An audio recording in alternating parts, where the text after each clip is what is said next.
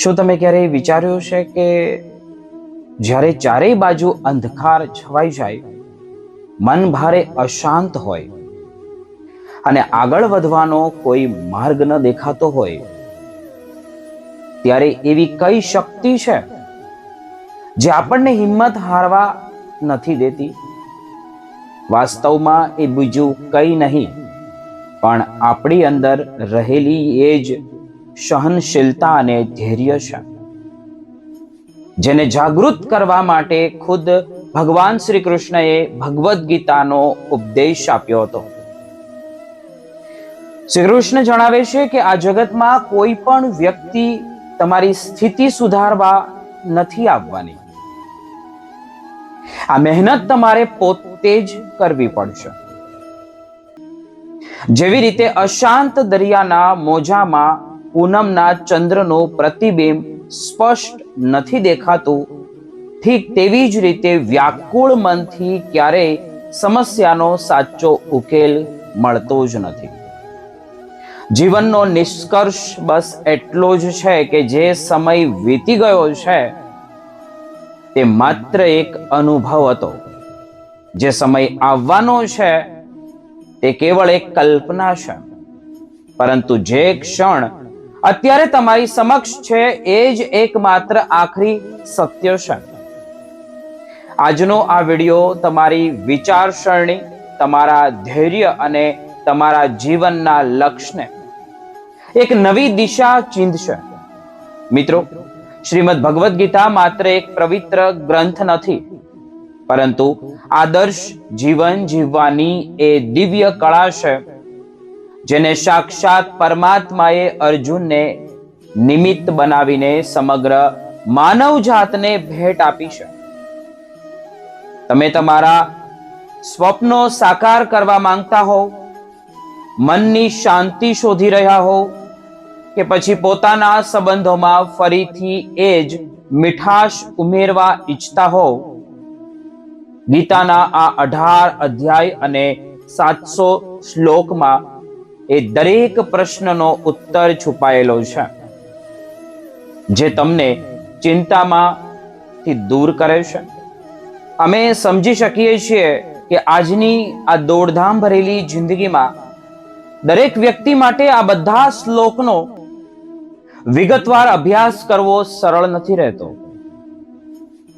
આથી જ આજના આ ખાસ વિડીયોમાં આપણે શ્રીમદ ભગવદ્ ગીતાના એવા પસંદગીના અને અત્યંત મહત્વપૂર્ણ ગણાય તેવા જીવન સૂત્રોની ચર્ચા કરીશું, જે તમારા જીવનને આ મૂળથી બદલવાની સામર્થ્ય રાખે છે. શ્રી કૃષ્ણ કહી ગયા છે કે આ જ્ઞાન એક અનમોલ રહસ્ય છે જે તમારું આખું જીવન બદલી શકે છે. જે વ્યક્તિ આને ધ્યાનથી સાંભળે છે અને તેનું આચરણ કરે છે, તેના પર ઈશ્વરના આશીર્વાદ વરસવા લાગે છે. આ દિવ્ય પ્રવાસની શરૂઆત કરતા પહેલા મારી આપ સૌને વિનંતી છે કે જો તમે ભગવાન શ્રી કૃષ્ણના આ પવિત્ર વિચારો સાથે જોડાઈને પોતાના જીવનમાં સકારાત્મક પરિવર્તન લાવવા માંગતા હો, તો અમારી આ ચેનલને અત્યારે જ સબસ્ક્રાઇબ કરી લેજો અને બેલ આઇકન દબાવી દેજો, જેથી ભક્તિ અને જ્ઞાનનો પ્રવાહ જે છે તે તમારા સુધી રોજ પહોંચતો રહે. હવે થોડી ક્ષણો માટે બહારની દુનિયાના જે કોલાહલને આપણે ભૂલી જઈએ. શક્ય હોય તો તમારી પાસે હેડફોન હોય તો લગાવી લો, આંખો બંધ કરો ને એકાગ્ર ચિત્તે આ અમૃત વાણીને આપણે અંત સુધી સાંભળીએ. ચાલો સાથે મળીને પોતાના જીવનને સફળ અને આહલાદક બનાવવા તરફ એક ડગલું આગળ વધીએ. શ્રીમદ ભગવદ્ ગીતામાં ભગવાન શ્રી કૃષ્ણ અર્જુનને માર્ગદર્શન આપતા કહે છે કે હે અર્જુન, એ વાત ઊંડાણપૂર્વક સમજી લે કે આ જે આપણું મન છે તે શરીરનો એક એવો સૂક્ષ્મ ભાગ છે જે આંખોથી દેખાતો નથી. પણ આખા શરીરમાં સૌથી વધુ બળવાન આ જ છે. આત્મા અને મન બંને ભિન્ન બાબતો છે. આત્મા શરીર રૂપી રથનો સ્વામી છે, જ્યારે મન એ રથને હાંકનાર સારથી છે. ઘણીવાર આ જ મન આપણી ઇન્દ્રિયારૂપી ઘોડાઓને આડે પાટે ચડાવી દેશે. જ્યારે મનુષ્ય યુવાન હોય છે ત્યારે તેની અંદર એક અલગ જ ઉમંગ અને ઉર્જા હોય છે, અને આ જ ચંચળ મન તેને એવા ભ્રમમાં રાખે છે કે આખી દુનિયામાં તેનાથી વધુ શક્તિશાળી કોઈ નથી.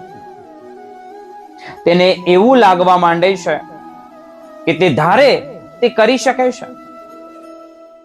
તે જ આ જગતનો તાજ છે અને દરેકે તેની આગળ નમવું પડશે. પરંતુ હે અર્જુન, સત્ય તો એ છે કે આ મન બહુ ચળકપટી છે. જ્યારે સમય પસાર થાય છે અને શરીરનું બળ ઘટવા લાગે છે, જેમ દીવામાં ઘી ખૂટી જતા તેનો પ્રકાશ ઝાંખો પડી જાય છે, ત્યારે આ જ મન ભયભીત થઈને કાક કૂદી કરવા લાગે છે. જે માણસ ગઈકાલ સુધી પોતાને સર્વોપરી માનતો હતો, તે આજે કહે છે કે હું બીમાર છું, હું બહુ પીડામાં છું, હું મૃત્યુની નજીક છું, મને કોઈ બચાવી લો. આ રોદડા રડવાનો અને દુખી થવાનો જે આરંભ અસલમાં મન જ કરે છે. મન મનુષ્યને અહંકાર અને મમતાનો એવો ઘેરો નશો કરાવે છે કે તેને પોતાની વાસ્તવિકતા દેખાતી બંધ થઈ જાય છે. મનની પાસે મોહ માયાની એક મોટી જાળ હોય છે, જેને તે માનવીની તૃષ્ણાઓ અને લાલચ પર ફેંક્યા જ કરે છે, અને ધીમે ધીમે તેને પોતાનો દાસ બનાવી લે છે. આ મન ખૂબ જ વિચિત્ર છે. તેને માત્ર આનંદથી જ નહીં પરંતુ પોતાના દુઃખો સાથે પણ ઊંડો લગાવ થઈ જાય છે. જ્યારે ખુશ હોય ત્યારે હર્ષના ગીતો ગાય છે, જ્યારે દુઃખી થાય ત્યારે પોતાના દર્દનું પ્રદર્શન કરવાનું પસંદ કરે છે. બીજાને પોતાના દુઃખ સંભળાવીને તેમને પોતાના શોકમાં ભાગીદાર બનાવવામાં તેને એક વિચિત્ર રાહત અને આનંદ પણ મળે છે. આ એ જ મન છે. તેથી હે અર્જુન, દરેક માનવી માટે એ અત્યંત આવશ્યક છે કે તે આ ચંચળ મન પર કાબુ મેળવતા શીખે. જ્યાં સુધી તમે તમારા મનને શાંત કરીને અંતર્મુખી નહીં થાવ, ત્યાં સુધી તમને તમારી આત્મામાં છુપાયેલા પરમાત્માના દિવ્ય પ્રકાશના દર્શન નહીં થાય. જો તમે વાસ્તવિક શાંતિ ઈચ્છતા હો તો સૌથી પહેલા મનના આ શોર બકોરને વિરામ આપો. માન્યું કે મનને વશમાં કરવું કઠિન છે, પરંતુ નિરંતર અભ્યાસ અને પોતાની ટેવોને સુધારવાથી આ અશાંત મન પર આપણે વિજય મેળવી શકીએ છીએ. યાદ રાખજો મિત્રો, જે મનુષ્ય પોતાના મનને પોતાનો દાસ નથી બનાવી શકતો, તેનું મન તેનો સૌથી મોટો શત્રુ બનીને તેનો વિનાશ કરે છે, કે તેના વિનાશ તરફ તેને ધકેલી દેશે. પરંતુ જે શૂરવીર પોતાના મનને જીતી લે છે, સમજી લો તેણે ઈશ્વરને પામી લીધા છે, કારણ કે તેણે એ પરમ શક્તિ પ્રાપ્ત કરી લીધી છે જેને સંસારની કોઈ તાકાત ડગાવી શકતી નથી. આવી વ્યક્તિ માટે પછી સુખ હોય કે દુઃખ, કે તડકો કે ટાઢ, કોઈ તેની પ્રશંસા કરે કે નિંદા, તેને કશો ફેર પડતો નથી. તે દરેક પરિસ્થિતિમાં સ્થિર અને એકદમ શાંત રહેશે. ભગવાન શ્રી કૃષ્ણ કહે છે કે તમે કઈ સ્થિતિમાં જીવી રહ્યા છો તેનાથી દુનિયાને કોઈ લેવા દેવા નથી. તમારી પરિસ્થિતિ તમારે પોતે જ બદલવી પડશે. મિત્રો, આપણો માર્ગદર્શક કોણ? એ વાત ખૂબ મહત્વની છે, કારણ કે દુર્યોધન શકુનીની સલાહ લેતો હતો જ્યારે અર્જુન શ્રી કૃષ્ણનું માર્ગદર્શક લેતા હતા. એક શ્રેષ્ઠ જીવન જીવવા માટે એ આપણે સ્વીકારવું ખૂબ એટલે કે બહુ જરૂરી છે કે બધું જ દરેક વ્યક્તિને નથી મળી શકતું.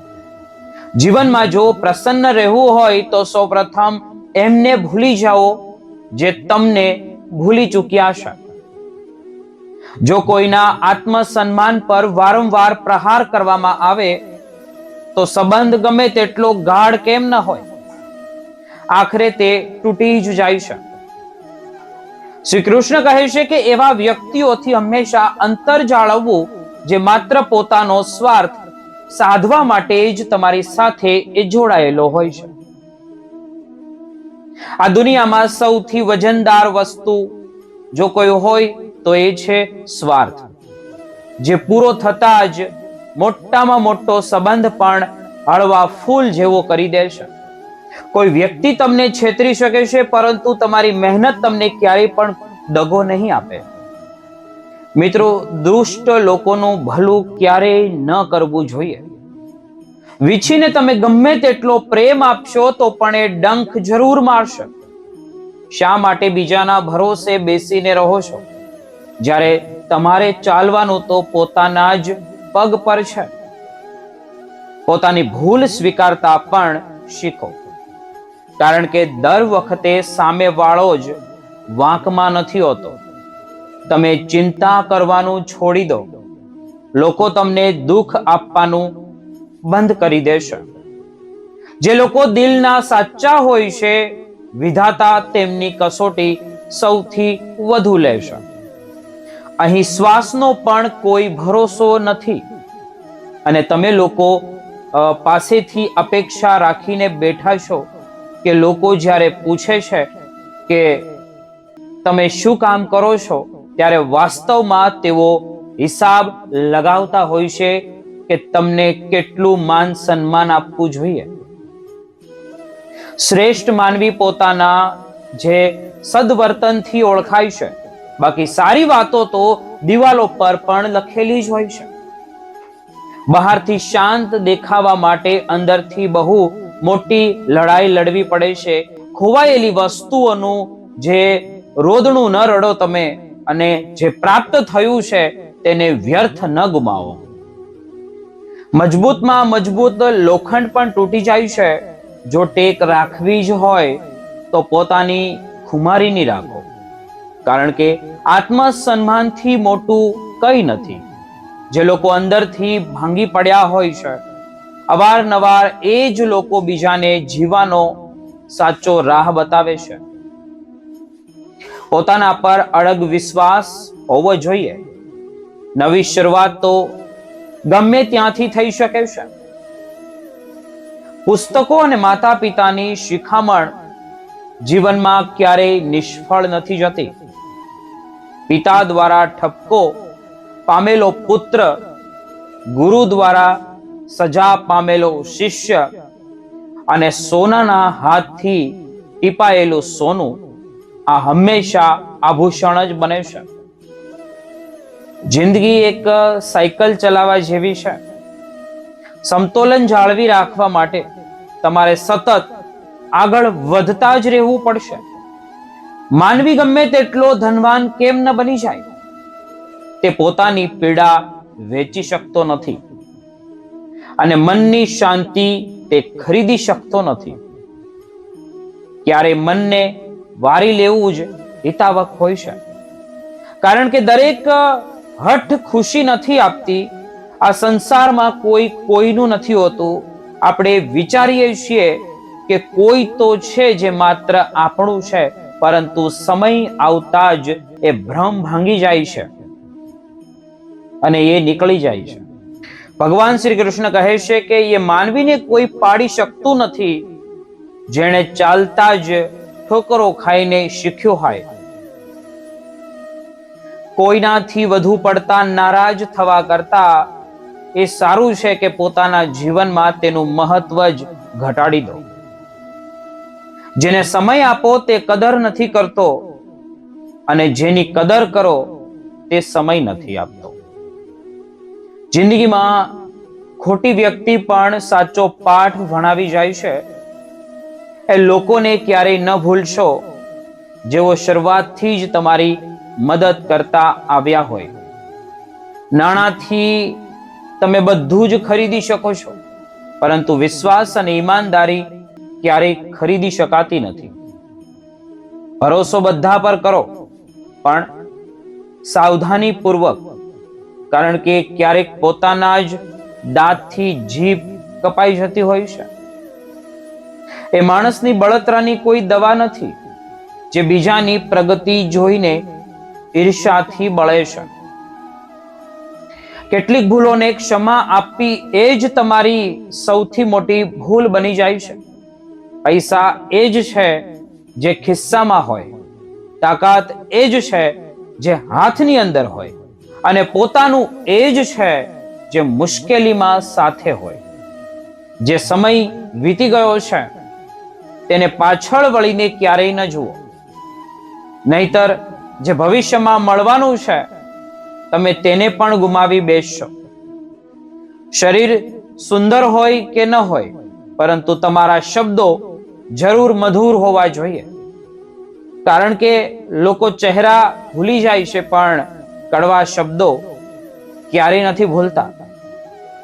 માણસ હંમેશા પોતાના દુઃખનું રોદડું રોયા કરે છે, આથી તેના આંગણે આવેલું સુખ પણ બહારથી જ પાછું ફરી જાય છે. ઉપેક્ષિત થવા કરતા એકલા રહેવું 1000 ગણું સારું છે. એટલા સમર્થ બનો કે તમને એવું ન કહી શકે કોઈ કે મારા વગર તારું શું થશે. મુશ્કેલીઓ આપણને ત્યારે જ દેખાય છે જ્યારે આપણું ધ્યાન આપણા ધ્યેય પરથી હટી જાય છે.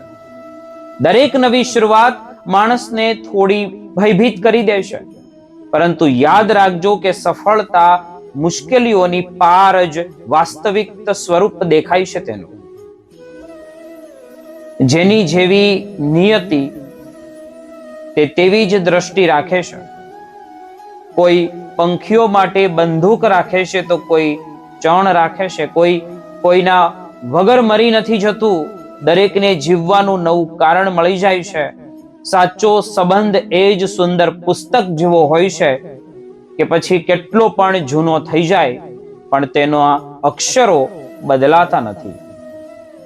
ક્યારેય કોઈને જરૂર કરતા વધુ ખાસ ન સમજવું, કારણ કે તમામ માનસિક તણાવની શરૂઆત ત્યાંથી જ થાય છે. ઉતાવળમાં નિર્ણય લઈને પસ્તાવો કરવા કરતા થોડું રોકાઈ જવું અને ધીરજ રાખવી વધુ સારી છે.